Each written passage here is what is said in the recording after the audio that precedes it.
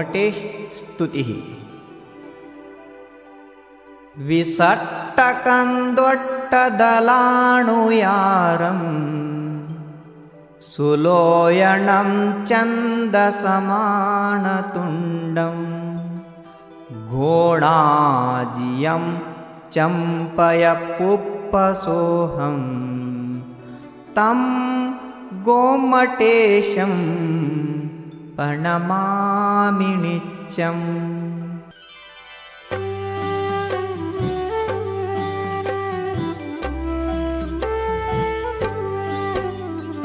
नीलकमल के दल सम जिनके युगल सुलोचन विकसित हैं, शशि सम मन हर सुख कर जिनका मुखमंडल मृदु प्रमुदित है।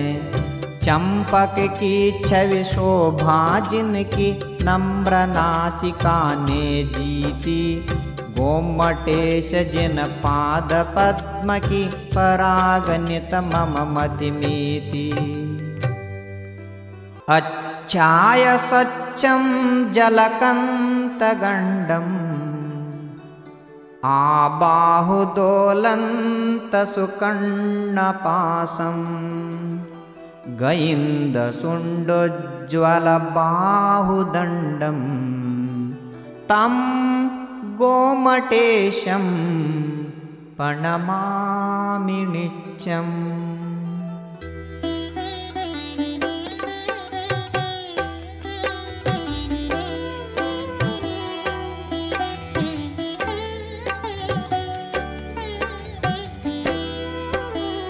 गोल गोल दो कपोल जिनके उजल सलिल सम छवि धारे, ऐरावत गज की सूंडा सम बाहुदंड उज्ज्वल न्यारे। कंधों कर आकर्ण पाशवे नर्तन करते नंदन हैं, निरालंब वे नभ सम सुचि मम गोमटेश को वंदन है। सुकंठ सोहाज्य दिव्य शंखं हिमालयोद्दाम विशालकंधं सुपेक्कणिज्जायल सुट्टुमज्जं तं गोमटेशं प्रणमामि नित्यम्।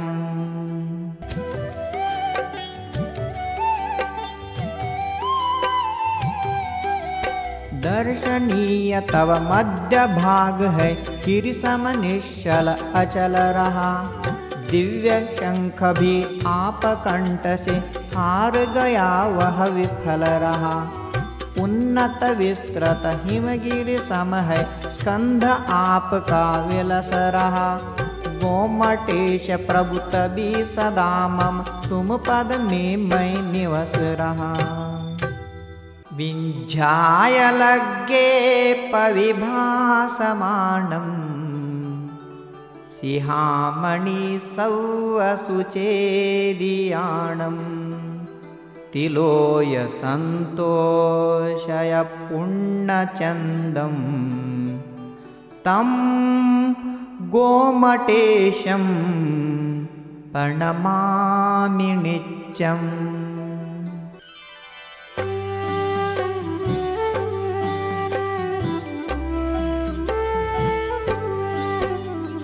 विंध्याचल पर चढ़ कर खरतर तप में तत्पर हो बसते, सकल विश्व के मुमुक्ष जन के शिखामणि तुम हो लसते।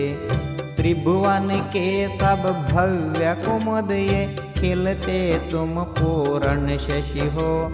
गोमटेश प्रभु नमन तुम्हें हो, सदा चाह बस मन वशी हो। लया समकंत महाशरीरं भौवावले लद्दसुपक्करुक्कं देविंद विंदच्चयपायपम्मं तं गोमटेशं प्रणमामि नित्यम्।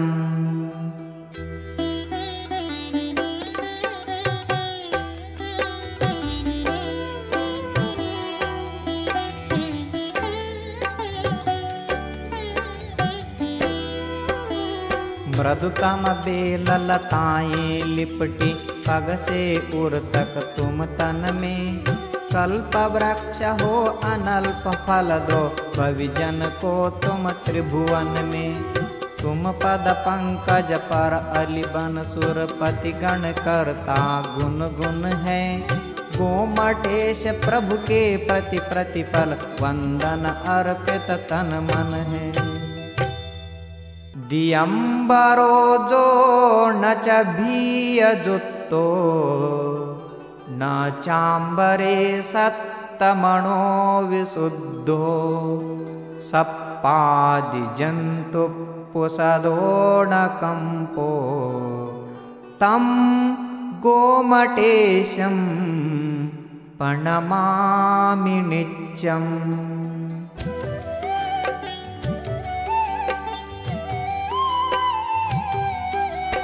अंबर तज अंबर तल स्थित हो दिक अंबर नहीं भीतर है।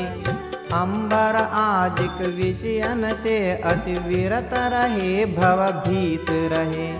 सर्पादिक से घिरे हुए पर अकंप निश्चल शैल रहे। गोमटेश स्वीकार न मन हो दुलता मन का मैल रहे। आसामणो जो पोखादि सच्च दिट्टी स्वकेण वंचित